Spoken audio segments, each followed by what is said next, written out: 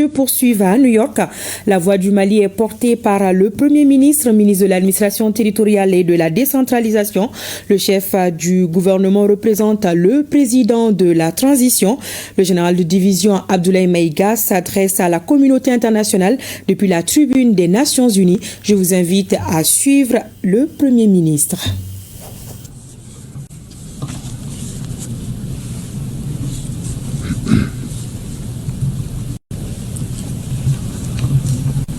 Madame la Présidente de l'Assemblée générale, Mesdames et Messieurs les chefs d'État et de gouvernement, Monsieur le Secrétaire général de l'Organisation des Nations Unies, Mesdames et Messieurs, à l'entame de mes propos, j'ai l'honneur de vous adresser les salutations cordiales et de vous transmettre les messages des pères fondateurs de la Confédération des États du Sahel, AES, leurs Excellences le général d'armée Assimi Goïta, président de la transition, chef de l'État de la République du Mali, président de la Confédération des États du Sahel, le capitaine Ibrahim Traoré, président du Faso, chef de l'État, et le général d'armée Abdourahmane Tchani, président de la République du Niger, chef de l'État. Je vous prie de recevoir également les salutations chaleureuses du peuple digne de l'AES, plus que jamais déterminé à se libérer du joug de l'impérialisme et à réaliser son autodétermination dans un esprit panafricaniste.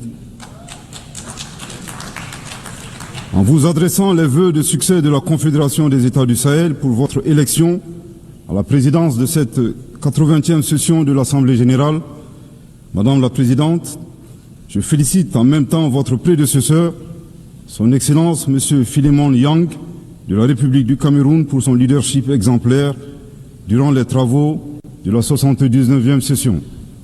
Qu'il me soit enfin permis de réitérer au secrétaire général, M. Antonio Guterres, notre appréciation des efforts qu'il continue de déployer pour la réalisation des nobles objectifs de notre organisation commune. Mesdames et Messieurs, le thème de cette 80e session de l'Assemblée générale, à savoir, je cite, « Mieux ensemble », plus de 80 ans au service de la paix, du développement et des droits humains, fin de citation, est d'une importance toute particulière pour les États membres de la Confédération AES. Oui, la paix, l'entraide, le développement et la préservation des droits humains demeurent les principaux objectifs, voire la raison d'être des Nations Unies. Hélas, ces objectifs essentiels n'ont jamais été autant ébranlés dans le monde et au Sahel précisément, du fait essentiellement des groupes armés obscurantistes, instrumentalisés et soutenus par des sponsors étatiques étrangers. Les États membres de la Confédération des États du Sahel sont à l'avant-garde de la lutte contre le terrorisme qui constitue à la fois une menace réelle à la paix et à la sécurité internationale, mais aussi et surtout une atteinte grave au fondement même de nos États. Sous l'impulsion de nos chefs d'État, les forces de défense et de sécurité des 3 pays de la Confédération AES travaillent étroitement dans un élan de collaboration et de complémentarité sans précédent et sont portés par un engagement commun et de mutualisation des efforts pour endiguer le fléau du terrorisme. Cette nouvelle dynamique, articulée autour du renforcement des capacités opérationnelles de nos forces de défense et de sécurité, à travers un recrutement massif, une formation adéquate et la fourniture d'équipements appropriés, produit chaque jour des résultats encourageants sur le terrain, confirmant ainsi toute la pertinence de notre décision souveraine de nous mettre ensemble pour combattre nos ennemis communs.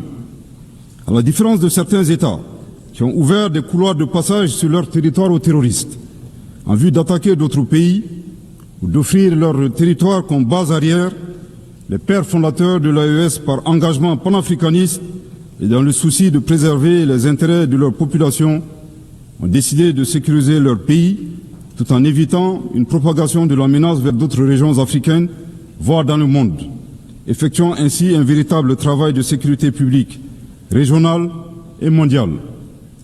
Il ne fait l'ombre d'aucun doute que par leur sacrifice, les vaillantes forces de défense et de sécurité de l'AES contribuent à la sécurité d'autres régions, notamment les pays situés sur la côte ouest africaine. Nous saisissons cette opportunité pour nous incliner devant la mémoire des victimes civiles et militaires de l'insécurité dans le Sahel. L'approche souverainiste mise en œuvre s'inscrit dans le cadre de la vision portée par le chef d'État de l'AES dédiée à la sécurité de nos États, suite au retrait des forces internationales. Défiant tous les pronostics et loin de se saborder, nos pays ont fait preuve d'ingéniosité en se fondant sur le substrat historique, géographique et la capacité de résilience des peuples confédérés qui, malgré plus d'une décennie de crise sécuritaire et humanitaire, continuent de démontrer une force exceptionnelle d'engagement patriotique. En somme, nos trois pays ont su apporter une réponse coordonnée et endogène à cette guerre qui nous a été imposée. C'est le lieu de renouveler ici la détermination pleine et entière de la Confédération AES à devenir une puissance régionale panafricaniste, à poursuivre et à intensifier ses actions en vue de bouter à jamais le terrorisme hors de notre espace commun, à consolider l'autorité de l'État, à protéger nos populations et leurs biens et à assurer notre prospérité. La Confédération AES réitère avec force sa ferme condamnation du soutien ouvert et parfois exprimé publiquement de sponsors étatiques étrangers qui, pour des motifs impérialistes, déstabilisent notre entité d'une part, en mettant à la disposition des groupes terroristes des conseillers, des moyens logistiques et des armes et munitions, d'autre part en leur accordant un soutien politique et en leur offrant des bases arrières situées dans certains pays voisins en violation de toutes les règles internationales. Mesdames et messieurs, aussi éloignés qu'il n'y paraît, la guerre en Ukraine et le terrorisme dans le Sahel ont des connexions. À titre de rappel, après l'attaque terroriste contre une patrouille des forces de défense et de sécurité maliennes du 24 au 26 juillet 2024 à Tinzaouaten dans la région de Kidal, le Mali avait dénoncé cet incident dans son allocution de 2024, ici même, et condamné l'attitude d'officiels ukrainiens qui ont publiquement revendiqué leur participation à la dite attaque terroriste.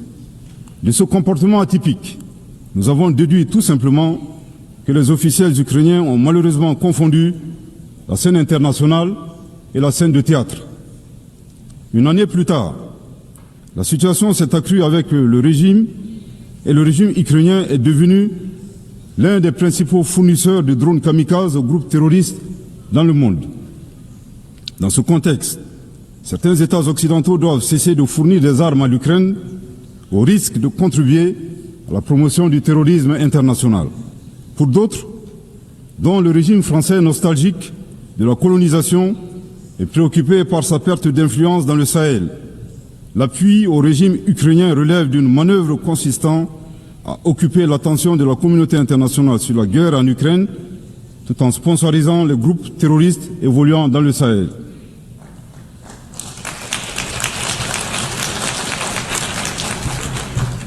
Fidèle au principe de la Charte des Nations Unies, le Mali avait, le 15 août 2022, saisi le Conseil de sécurité des Nations Unies en vue d'une réunion du Conseil afin que mon pays puisse fournir des preuves irréfragables du soutien de la France aux activités terroristes. Jusque-là, la requête est demeurée sans suite, alors que leurs actions de sabotage continuent à divers niveaux. Il est temps d'agir pour que les responsables de ces violences soient identifiés et confondus, que les résolutions soient traduites en engagements concrets, que l'espace sahélien soit définitivement sécurisé et que les ressources du Sahel bénéficient aux populations du Sahel. Les institutions internationales, au premier chef l'ONU, ont été créées au lendemain de la Seconde Guerre mondiale pour protéger les peuples contre les excès de violence, les logiques d'anéantissement et les génocides silencieux. Il est grand temps que la conscience mondiale se réveille et que les institutions internationales prennent leur part de responsabilité en répondant véritablement aux cris de détresse des peuples opprimés qui revendiquent leur souveraineté. La Confédération AES réitère son engagement à coopérer avec l'ensemble des États, des organisations régionales et internationales et partenaires qui respectent sa souveraineté, ses choix politiques souverains, ses priorités en matière sécuritaire, de lutte contre le terrorisme, de développement économique et social, et ce, dans le cadre d'un partenariat gagnant-gagnant pour la réalisation des aspirations de ces populations. Mesdames et messieurs, outre les efforts de sécurisation pour le retour de la paix dans nos pays, le gouvernement de la Confédération AES s'attelle à la mise en œuvre d'une stratégie globale et intégrée qui inclut des mesures politiques, de développement économique et social, de justice et de réconciliation. En choisissant la voie de l'audace et de la souveraineté, les instances confédérales ont lancé des initiatives de rupture fondées sur le développement endogène. C'est là un chemin clair, celui d'apporter nous-mêmes la valeur ajoutée indispensable à nos économies et de préserver la dignité de nos peuples. Ce choix que nous assumons pleinement traduit notre volonté ferme et inébranlable de prendre en main notre destin. Dans la même optique, nous avons inscrit au cœur de nos priorités nationales et confédérales des politiques d'investissement stratégiques dans différents domaines prioritaires tels que les infrastructures, l'énergie, l'industrialisation et la diversification de l'économie. Participe de cette dynamique la création de la Banque confédérale pour l'investissement et le développement visant à réaliser les projets confédéraux. La Confédération des États du Sahel fonde ses ambitions de développement sur des atouts indéniables. Un territoire vaste de 2 800 000 km² et une population de 75 millions d'habitants, dont la majorité est composée de jeunes. À cela s'ajoute sa diaspora forte, engagée et agissante. Elle compte également sur ses terres fertiles, ses nombreux cours d'eau, ses sources d'énergie et ses réservoirs en ressources minières parmi les plus importants au monde. Mesdames et messieurs, la troisième dimension du thème de cette 80e session de l'Assemblée porte sur les droits humains. La Confédération AES réaffirme son attachement à respecter et à faire respecter le droit international des droits de l'homme et le droit international humanitaire, conformément à son histoire millénaire humaniste et à ses engagements nationaux et internationaux. Cependant, nous restons fortement opposés à l'instrumentalisation de la question des droits humains à des fins politiques ou de déstabilisation de nos institutions nationales, voire de nos États souverains indépendants. Là de cette situation est soucieux de préserver la souveraineté et la dignité du peuple. Les chefs d'État de la Confédération AES se sont retirés avec effet immédiat du statut de Rome de la Cour pénale internationale le 22 septembre 2025.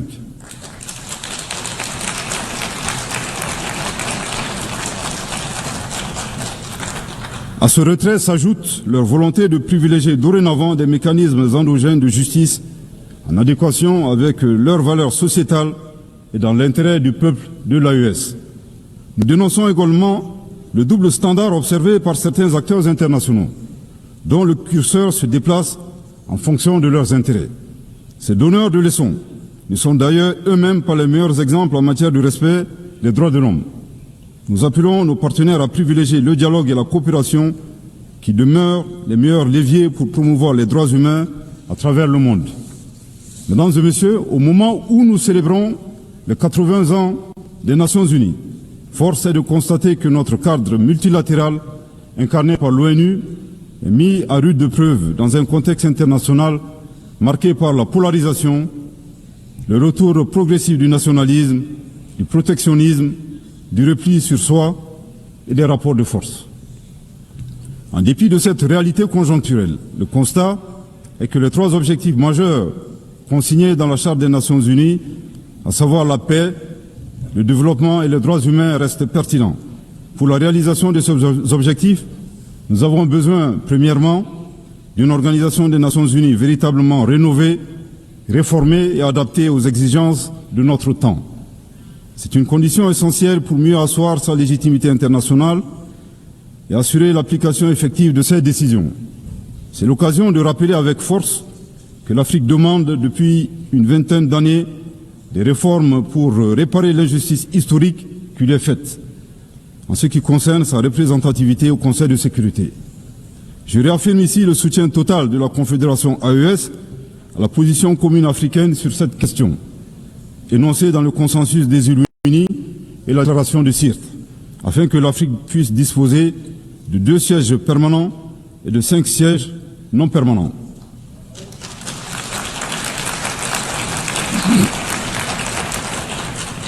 Deuxièmement, nous avons besoin d'une organisation des Nations Unies garante du respect du droit international pour tous. nous sommes préoccupés de constater les violations flagrantes du droit international dans le monde, et ce, en toute impunité. Ce 80e anniversaire de l'ONU est pour nous, États membres, l'occasion de réaffirmer notre attachement indéfectible à un cadre multilatéral fondé sur le droit et non la force. Troisièmement, nous avons besoin de mécanismes robustes de suivi et de mise en œuvre des conclusions des conférences internationales. Le constat dans ce domaine est clair. De la création de l'ONU en 1945 à nos jours, nous avons tenu des dizaines de conférences internationales dont les engagements ont été très faiblement, sinon pas mis en œuvre, au profit des populations que nous représentons ici. Cette situation doit impérativement changer. C'est pourquoi nous plaidons pour que les réformes envisagées prennent en charge cette problématique afin que nos nations respectives puissent bénéficier des dividendes des engagements pris sous l'égide de l'Organisation des Nations Unies. Pour sa part, la Confédération des États du Sahel est disposée à apporter sa contribution en vue de la réforme devenue indispensable du cadre multilatéral des Nations Unies. S'agissant de la gouvernance mondiale actuelle, il apparaît de plus en plus évident qu'elle n'est plus adaptée aux défis actuels et à venir. Elle a plutôt besoin d'une refondation plus hardie des instances économiques et financières internationales qui gagneraient à prendre en charge la question du financement de la sécurité et de la lutte contre les crises exogènes. À cet égard, des mécanismes innovants comme les BRICS offrent une alternative constructive et plus respectueuse des intérêts des pays émergents et en développement, tout comme les initiatives africaines de financement du développement auxquelles les pays du Sahel accordent une attention particulière pour briser le cycle vicieux de la dépendance et du surendettement. Dans cette dynamique, les préoccupations de l'Afrique en matière de développement économique et social sont à prendre en compte. Une Afrique présentée comme continent de l'avenir, riche de sa jeunesse, mais hélas qui fait face au lourd fardeau de la dette extérieure, au pillage de ses ressources, au commerce inégal, au transfert négatif des ressources et aux aléas des changements climatiques, entre autres défis. Mesdames et messieurs, au plan national, le Mali, dans sa quête de paix et de stabilité durable, et conformément aux aspirations de ces populations exprimées lors du dialogue intermalien pour la paix et la réconciliation, a adopté une charte pour la paix et la réconciliation nationale. Fruit d'un processus participatif, inclusif, axé sur le dialogue et la concertation entre les Maliennes et les Maliens de toutes les couches socio-professionnelles et de la diaspora, la charte incarne notre détermination à renforcer l'appropriation nationale du processus de paix au Mali. Elle s'appuie sur nos réalités, nos valeurs traditionnelles et nos mécanismes endogènes de règlement des différends afin de se tourner résolument vers un avenir partagé et promoteur. Le 22 juillet 2025, lors de la remise officielle de la charte, Son Excellence le général d'armée Assimi Goïta, président de la transition au chef de l'État de la République du Mali, dans son allocution, a mis l'accent sur la portée historique de cet événement en ces termes. Je cite: « La présente cérémonie est d'autant plus singulière qu'elle est porteuse d'un rêve collectif, celui de l'espoir d'une paix durable, de la cohésion sociale, en somme la réconciliation dans notre chère patrie. » Fin de citation. S'agissant des préoccupations régionales, je ne saurais passer sous silence la destruction d'un aéronef de type drone des forces armées maliennes le 1er avril 2025 par la junte algérienne. Le Mali condamne fortement cette agression et a saisi la Cour internationale de justice à cet effet. Depuis son accession à l'indépendance le 22 septembre 1960, le Mali n'a ménagé aucun effort pour la décolonisation du continent africain. À ce titre, il a activement soutenu de manière exceptionnelle l'Algérie dans sa guerre de libération contre le colonisateur français. Au regard de cette position politique constante en faveur du panafricanisme, ajoutée à la proximité géographique entre deux pays qui partagent une frontière distante de 1300 km, le Mali a toujours observé à l'endroit du peuple frère algérien une attention bienveillante. À rebours de cette approche constructive du Mali, nous mettrons en exergue trois situations incongrues et incompréhensibles ayant marqué les relations récentes entre nos deux pays. 1. L'attaque lâche et perfide ayant visé les forces armées maliennes à Tezawaten, s'est déroulé à quelques kilomètres de la frontière algérienne. Curieusement, la junte algérienne n'a rien vu ni entendu, alors même que l'acte terroriste a été planifié sur son territoire. Troublant pour un pays qui a été désigné comme champion de l'Union africaine de la lutte contre le terrorisme et qui est devenu ces dernières années champion de la promotion du terrorisme et exportateur des terroristes.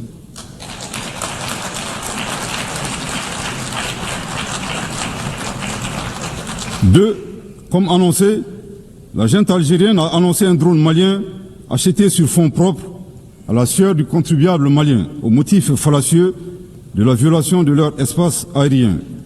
Le Mali est troublé par la thèse de la junte algérienne défiant les lois de la physique et suivant laquelle un objet abattu dans l'air est capable de se déplacer à partir de son point de chute sur 22 km, puis de se retrouver sur le territoire malien.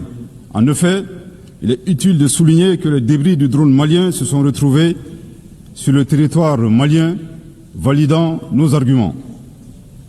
3. Le 4 septembre 2025, le gouvernement malien a informé l'opinion du dépôt d'une requête introductive d'instance auprès de la Cour internationale de justice contre la junte algérienne concernant la destruction du drone. Dans un communiqué du ministère algérien des Affaires étrangères, en date du 19 septembre 2025, nous avons appris avec une profonde stupéfaction une allégation suivant laquelle le dépôt de la requête malienne a été motivé par la conférence de presse du ministre algérien des Affaires étrangères intervenue le 13 septembre 2025 et lors de laquelle il niait le dépôt de la requête malienne auprès de la Cour internationale de justice. Nous faisons observer au ministre que le dépôt de la requête annoncé par le Mali le 4 septembre n'a jamais signifié son enregistrement automatique par la Cour internationale de justice. Le Mali rappelle que la diplomatie vise à défendre les intérêts de son pays, en supposant que la plainte malienne ait été déclenchée par sa conférence de presse. L'énergumène d'Alger démontre que sa vision de la diplomatie est de pousser les autres pays à poursuivre son pays devant des instances internationales, devenant ainsi un performant autobuteur, populairement appelé au Mali Yabé. C'est troublant.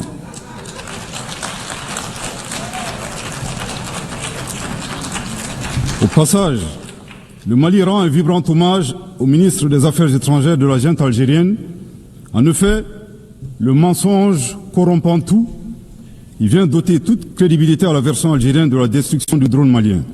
Aussi, nous n'avons point été surpris par la fuite en avant de la junte algérienne qui a refusé de donner son consentement à la compétence de la Cour internationale de justice suite à l'affaire de la destruction du drone malien, craignant ainsi d'être démasqué publiquement comme agresseur et soutien du terrorisme international.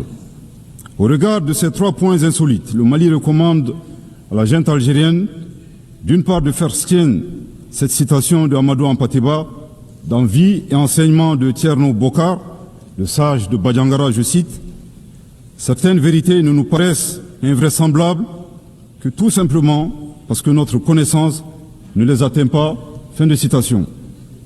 Nous les invitons à chercher à connaître le Mali et les valeurs qu'incarnent les Malidéons. Aussi, face aux assauts et à l'adversité, nous ne serons pas des spectateurs. Pour chaque balle tirée contre nous, nous réagirons par réciprocité. Pour chaque mot employé de travers, nous réagirons par réciprocité. D'autre part, il est vivement recommandé à la junte algérienne d'organiser à Tinzaouaté en Algérie un festival international annuel dédié à l'artifice de l'intelligence humaine. Du haut de cette tribune, nous appelons la junte algérienne à cesser de soutenir le terrorisme international et à s'impliquer résolument dans la promotion de la paix et de la sécurité dans un esprit constructif en respectant la souveraineté des États. Je répète, du haut de cette tribune, nous appelons la junte algérienne à cesser de soutenir le terrorisme international et à s'impliquer résolument dans la promotion de la paix et de la sécurité dans un esprit constructif en respectant la souveraineté des États. Je répète pour une dernière fois, Du haut de cette tribune, nous appelons la junte algérienne à cesser de soutenir le terrorisme international et à s'impliquer résolument dans la promotion de la paix et de la sécurité dans un esprit constructif et en respectant la souveraineté des États. À bon entendeur, tant pis.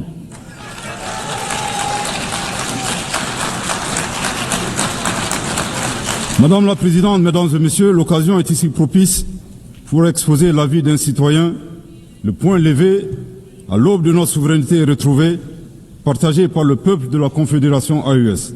Notre confédération est composée de nations combattantes, une terre de résistance.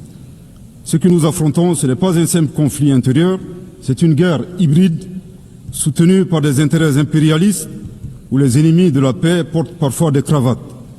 Si l'ONU continue à feindre l'ignorance, elle cessera d'être la somme du monde et deviendra le bras passif de l'injustice mondiale. Nous disons ceci, la Confédération AES n'a pas peur, elle ne cédera pas, elle résistera encore et toujours.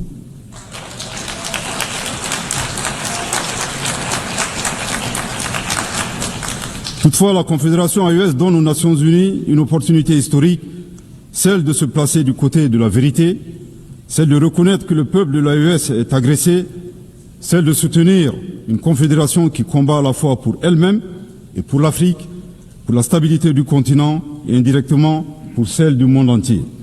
L'histoire jugera, et jugera ceux qui ont armé les forces du mal, et jugera ceux qui ont détourné le regard, et jugera ceux qui ont oublié que la justice est la seule voie vers la paix durable. La Confédération AES ne demande pas l'aumône, elle appelle à la conscience. Pour conclure, je voudrais réaffirmer ici l'attachement de la Confédération des États du Sahel aux valeurs, aux buts et aux principes de la Charte des Nations Unies. Aussi, la Confédération AES indique qu'on ne peut être mieux ensemble qu'à la condition d'œuvrer collectivement pour un multilatéralisme à visage humain, fait de dialogue, fondé sur le droit, la coopération et la solidarité entre les peuples, promouvant la paix et le développement dans le respect de la souveraineté des États. Cependant, nous ne pouvons et nous ne devons continuer à faire la même chose durant des années à venir pour espérer des résultats différents. Il y a un besoin urgent de réforme à opérer dans notre cadre multilatéral existant, incarné par notre organisation commune. La célébration des 80 ans de l'ONU nous offre cette opportunité historique pour adapter l'organisation aux réalités du moment, capable de répondre efficacement aux défis présents et futurs. La Confédération AES reste disposée à jouer toute sa partition dans la quête de réponses collectives visant à préserver les générations futures du fléau de la guerre, à assurer un développement harmonieux pour tous et à promouvoir et protéger les droits humains. Que Dieu bénisse la Confédération des États du Sahel et préserve son peuple des forces obscurantistes et destructrices du monde. Que Dieu bénisse le Mali et préserve les Maliens des forces obscurantistes et destructrices du monde. Que Dieu bénisse l'Afrique et préserve les Africains des forces obscurantistes et destructrices du monde. Que Dieu bénisse le monde et préserve l'humanité entière des forces obscurantistes et destructrices du monde. Je vous remercie de votre très aimable attention.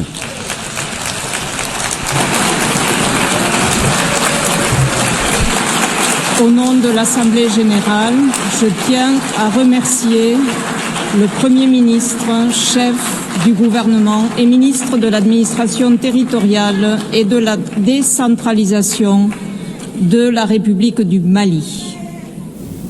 Voilà, c'était là le discours du Premier ministre, chef du gouvernement, le général de division Abdoulaye Maïga. Parmi les sujets abordés, la lutte contre le terrorisme avec la montée en puissance des FAMA et la force unifiée de l'AES, la politique étrangère du Mali. Le général de division Abdoulaye Maïga est revenu sur le retrait des pays de l'AES de la CPI. Il a dénoncé l'instrumentalisation des questions des droits de l'homme, la représentativité de l'Afrique au sein du Conseil de sécurité. Vous aurez le décryptage du discours du Premier ministre dans nos éditions futures. Et ne décrochez pas, je vous retrouve tout à l'heure pour le journal de 20h.